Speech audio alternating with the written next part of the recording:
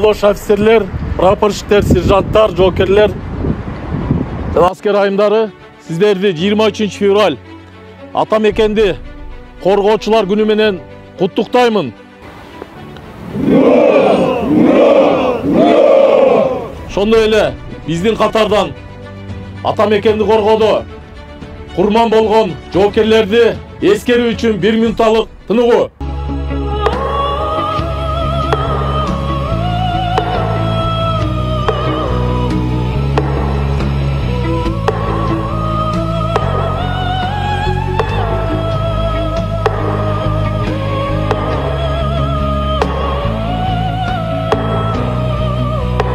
Ата мекенибизди коргоодо курман болгон куралдаштарыбызды эч качан унутпайбыз. Алардын жаркын элеси түбөлүккө сакталат.